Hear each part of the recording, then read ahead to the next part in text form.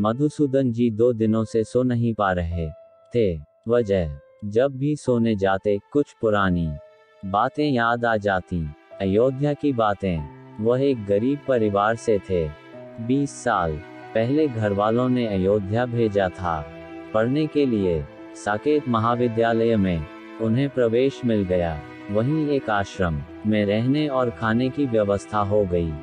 अयोध्या में अनेक ऐसे मठ और आश्रम हैं जहां रहकर गरीब छात्र पढ़ते हैं, आश्रम के कार्यों में हाथ बटाते हैं। मधुसूदन बड़े परिश्रमी और मिलनसार थे।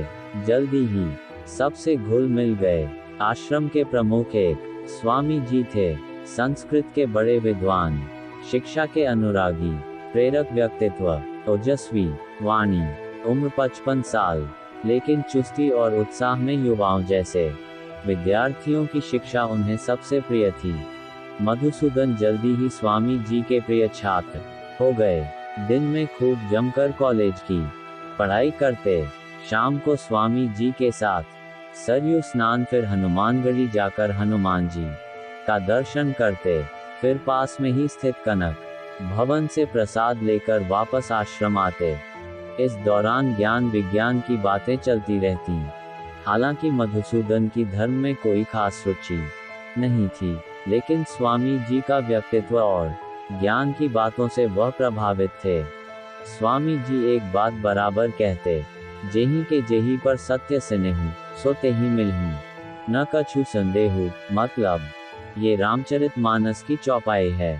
इसके अनुसार अगर कोई सच्चे मन से किसी चीज को चाहे तो वो उसे मिल जाती है। वो कैसे? आकर्षण के सिद्धांत से। मैं समझा नहीं।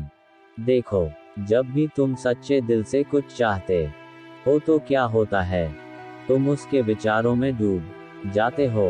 रात दिन, सुबह शाम बस वही सोचते हो। विचारों के अनुसार ही तुम्हारे कर्म होने लगते हैं। जैसे ही विचार और कर्म एक रूप हो जाते हैं, व्यक्ति उस वस्तु या परिस्थिति के योग्य बन जाता है। योग्यता आ जाने के बाद वह चीज उसे मिलकर ही रहती है। इस सिद्धांत से लाभ उठाने का क्या कोई सरल तरीका भी है? हाँ, ईश्वर के प्रति नियमित और सच्चे दिल से प्रार्थना करके हम आकर्षण के इस सिद्धांत को अपने जीवन में क्रियाशील कर सकते हैं। प्रार्थना करने से क्या होगा? मन की बिखरी शक्ति एक लक्ष्य पर केंद्रित होगी। मानसिक ऊर्जा बढ़ेगी।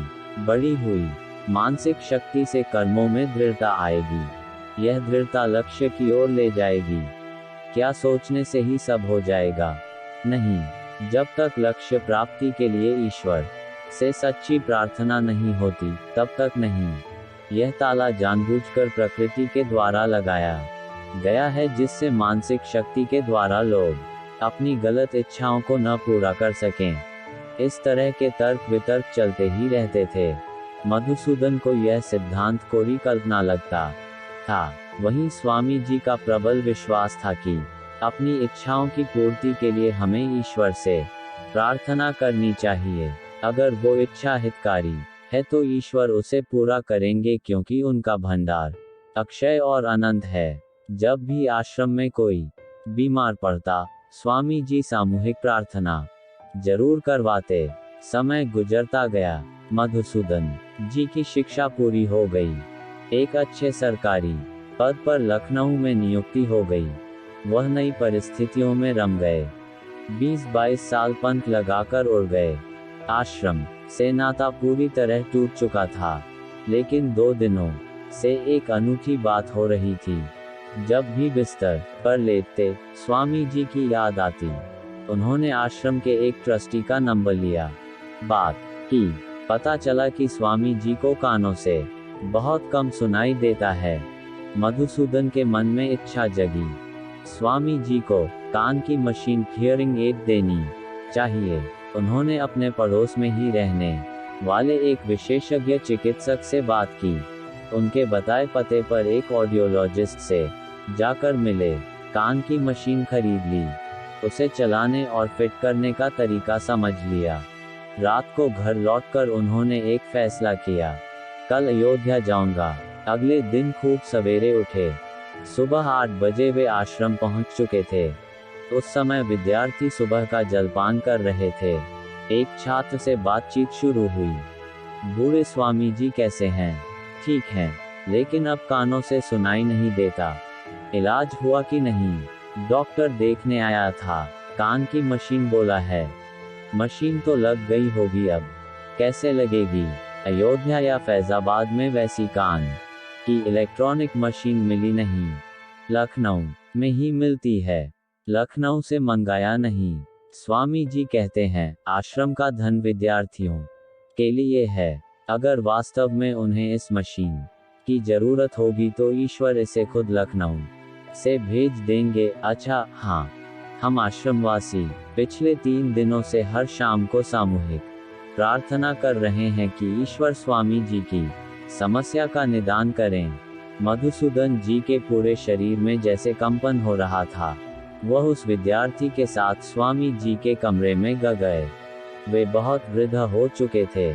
स्मृति भी कम हो चुकी थी। मुश्किल से मधुसूदन को पहचान पाए। बगल की मेज पर ही डॉक्टर का पुर्जा पड़ा था। उस पर ठीक उसी पावर और ब्रांड की हियरिंग एड का नाम लिखा था जो वे लखनऊ से लेकर आए थे। मधुसूदन जी अपने आंसू नहीं रोक सके। तो क्या वह ईश्वर से की गई प्रार्थना के उत्तर में अयोध्या आए थे? प्रार्थना की शक्ति कितनी असीम होती है, उन्हें आज इसका एहसास हो रहा था। उनके मन में अप्रत्याशित तौर से हियरिंग एड देने की इच्छा जगी। उन्हें एक विशिष्ट ब्रांड और पावर का महंगा हियरिंग एड ही पसंद आया। वे अयोध्या आए। ये सब कुछ उस प्रार्थना की शक्ति से हुआ जो हर मनुष्य के हृदय में विद्यमान है। आज उन्हें इसका प्रत्यक्ष प्रमाण मिल गया। मधुसूदन ने स्वामी जी के कान में मशीन लगाई। अच्छी तरह सब कुछ सेट किया। साथ वाले विद्यार्थी को भी समझा दिया। अब स्वामी जी आराम से सुन सकते थे। थोड़ी देर वार्तालाप के बाद चलने की आज्ञा मांगी। स्वामी जी ने उन्हें हनुमानगढ़ी के प्रसिद्ध लड्डुओं का प्रसाद पूरे परिवार के लिए दिया। स्वामी जी को प्रणाम करके जब वे आश्रम से चले तो उनका हृदय अब पूरी तरह शांत था। आकर्षण के सिद्धांत पर इस प्रेरक कहानी को पर शेयर करने के लिए हम मुकेश जी के आभारी हैं और उनके उज्जवल भविष्य की कामना करते हैं। कुछ पाना है तो बस इतना करो।